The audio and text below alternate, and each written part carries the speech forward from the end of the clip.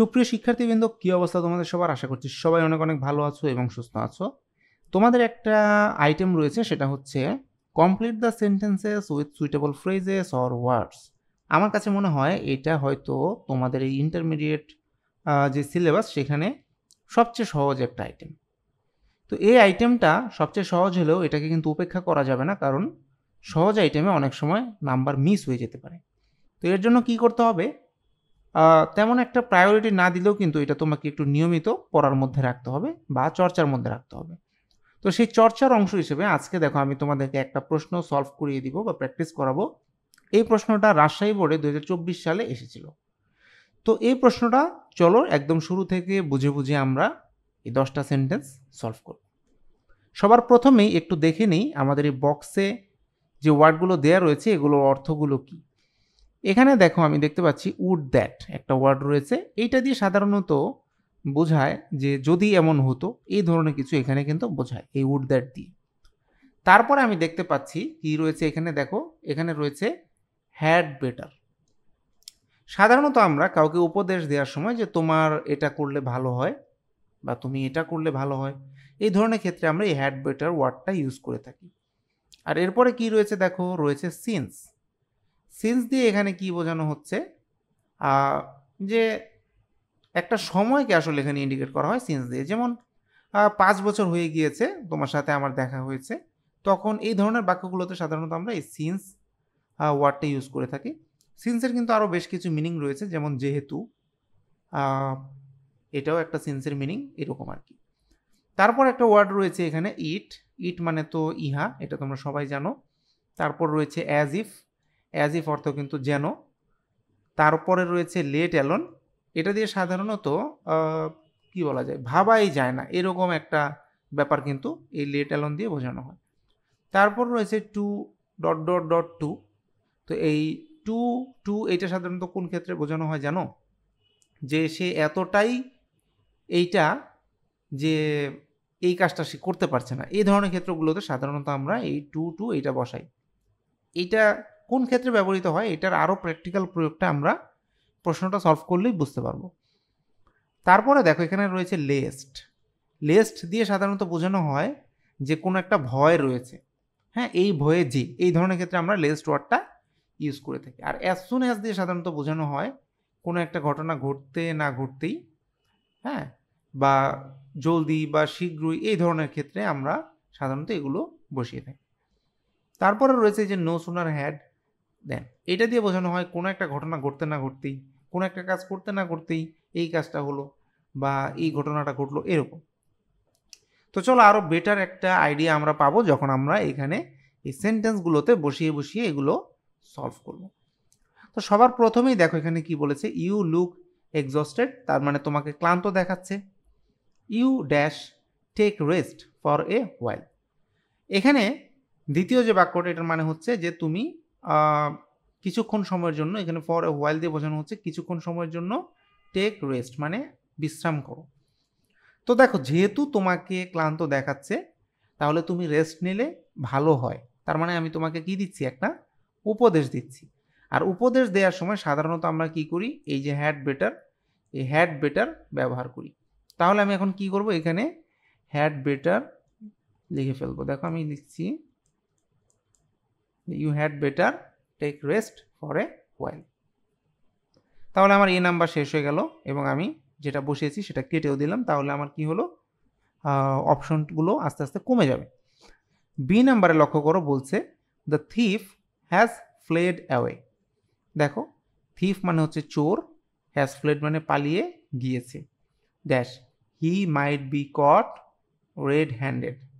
তো কিসের ভয়ে সে পালিয়ে গিয়েছে, রেড হ্যান্ডেড মানে কিন্তু হাতে নাতে ধরা, অর্থাৎ হাতে নাতে ধরা পড়ার ভয়ে কিন্তু সে পালিয়ে গিয়েছে।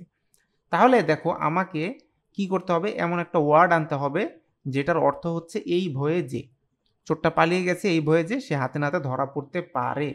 তো এই ভয়ে যে, এটা সাধারণত আমরা এই লেস্ট দিয়ে বুঝিয়ে থাকি। আমরা এখানে লেস্ট বসিয়ে দিচ্ছি। দেখো চোরটা পালিয়ে গেল, lest he might be caught red handed, অর্থাৎ সে হাতে নাতে ধরা পড়ার ভয়। তারপর দেখো এখানে সি নাম্বারে কি বলেছে, আই সি দ্য স্নেক, অর্থাৎ আমি সাপটাকে দেখেছি। Dash I became অ্যাও struck.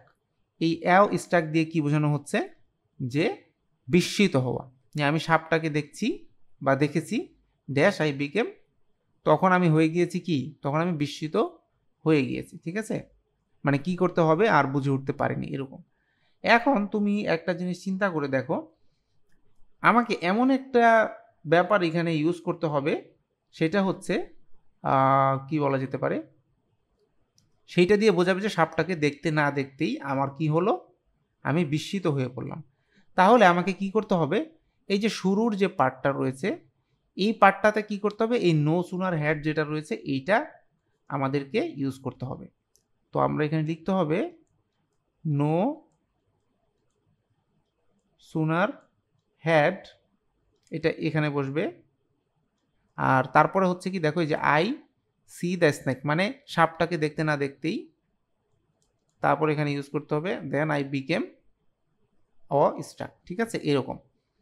তারপর দেখো ডি নাম্বারে যদি আসি, এখানে কি বলছে, যে I would render my cooperation to you dash requires. তার মানে কি দেখো, এই সেন্টেন্সটা দিয়ে বোঝানো হচ্ছে যে আমি, বা I would render my cooperation to you, অর্থাৎ আমি আমার যে সহযোগিতাটুকু করা দরকার সেটা তোমাকে করব যদি ড্যাশ রিকোয়ার্স, রিকোয়ার মানে কিন্তু দরকার পড়া, তাহলে যদি এটার দরকার পড়ে, তাহলে আমার এখানে এমন একটা ওয়ার্ড লাগবে যেটার অর্থ হচ্ছে এটা।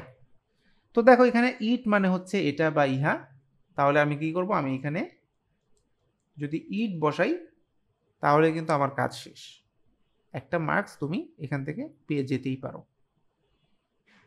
তারপরে আসো ই নাম্বারে দেখি কি বলছে।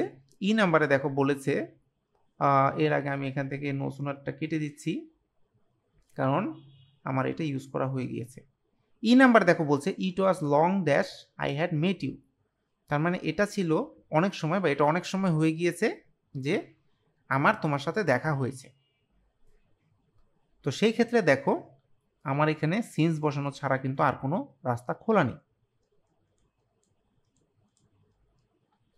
যে অনেক সময় হয়েছে যে তোমার সাথে আমার দেখা হয়েছে, এই ধরনের ক্ষেত্রে সাধারণত আমরা এই সিন্স ওয়ার্ডটা বসিয়ে থাকি। এবার আসো এফ নাম্বারে কি বলছে, dash she made me, he hugged me warmly. তার মানে হচ্ছে দেখো, সে যখন, অ্যাজ সুন এজ দিয়ে সাধারণত বোঝায় যখন বা এরকম, তার মানে যখন সে আমাকে দেখেছিল সে আমাকে হাগ করেছিল ওয়ার্মলি বা উষ্ণভাবে। তাহলে এক্ষেত্রে কিন্তু আমাকে কি ব্যবহার করতে হবে, দেখো অ্যাজ সুন অ্যাজটা এইখানে ব্যবহার করতে হবে, যে as soon as he met me, he hugged me warmly, সে আমাকে উষ্ণভাবে হাগ করেছিল। এরপর দেখো জি নাম্বার যে সেন্টেন্সটা রয়েছে, এখানে বলছে ডোন্ট এক্সপেক্ট এনি হেল্প, অর্থাৎ কোনো সাহায্য প্রত্যাশা করো না ফ্রম হিম বা তার থেকে, he is dash busy dash help you, তার মানে সে এতটাই ব্যস্ত যে সে তোমাকে হেল্প করতে পারবে না বা এরকম, এই কারণে তার কাছ থেকে কোনো সাহায্য প্রত্যাশা করো না।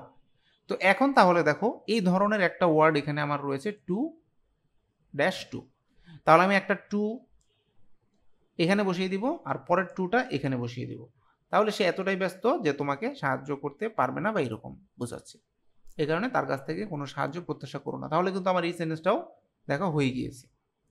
এখানে একটা ব্ল্যাঙ্কস রাখার অর্থ হচ্ছে এই যে মাঝখানে যে ওয়ার্ডটা, এটা তো ভ্যারিয়েন্ট, এটা বিভিন্ন রকম ওয়ার্ড কিন্তু হতে পারে, বিভিন্ন সেন্টেন্সের উপরে ডিপেন্ড করে সেটা পরিবর্তনও হতে পারে, এই কারণে এখানে একটা ব্ল্যাঙ্কস কিন্তু রাখা হয় এই টু টুর মাঝে।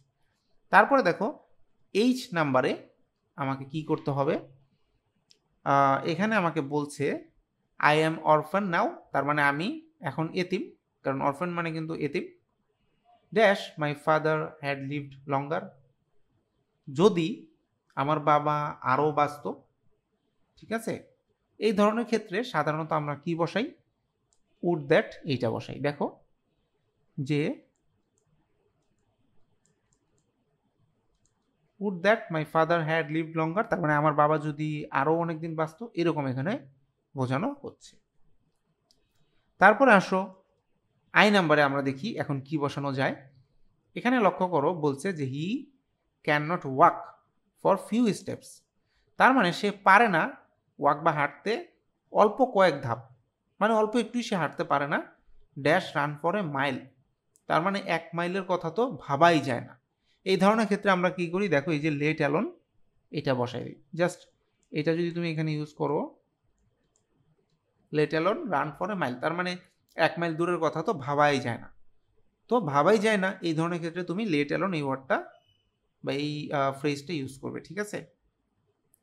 যে নাম্বারে দেখো কি বলছে, হি ওভারলুকস মি, অর্থাৎ সে আমাকে উপেক্ষা করেছে, as dash he never knew me, তার মানে দেখো সে আমাকে ওভারলুক করেছে যেন সে কখনোই আমাকে জানতো না, এরকমভাবে সে আমাকে উপেক্ষা করেছে। তাহলে দেখো আমার কাছে কিন্তু অপশন একটাই রয়েছে, অ্যাজ ইফ। এখানে তো অ্যাজটা যদি আমরা কাটি, আমরা এইখানে এই অ্যাজ ইফটা লিখে ফেলবো অ্যান্সার করার সময়। তাহলে কিন্তু দেখো আমার 10টা সেন্টেন্সই কনভার্ট করা শেষ। তাহলে তোমরা দেখতেই পাচ্ছ কতটা সহজভাবে আমরা কিন্তু বুঝে বুঝে এই সেন্টেন্সগুলো সলভ করে ফেলতে পারলাম। এভাবে যদি তুমি নিয়মিত বোর্ডের প্রশ্নগুলো চর্চা করো, তাহলে কিন্তু তুমি বুঝতে পারবে যে কোন কোন ওয়ার্ড মিনিংগুলো আসলে বোর্ডের জন্য খুবই প্রয়োজনীয়, বা কোন কোন ফ্রেজ বা ওয়ার্ডগুলো জানলেই তুমি এই আইটেম থেকে ফুল মার্কস তুমি পেতে পারো। তাহলে এইভাবে ভিডিওগুলো দেখতে থাকো প্লেলিস্ট আকারে, তাহলে মোটামুটি সবগুলো বোর্ডই তোমার প্র্যাকটিস করা হয়ে যাবে। আর যদি ভিডিওটা তোমার কাছে ভালো লাগে তাহলে অবশ্যই লাইক, কমেন্ট এবং শেয়ার করো। আর যদি তুমি চ্যানেলটাতে নতুন হয়ে থাকো তাহলে অবশ্যই চ্যানেলটাকে একটা সাবস্ক্রাইব করে দাও। কথা হবে নতুন কোনো ভিডিওতে। Till then, thanks for watching, tata.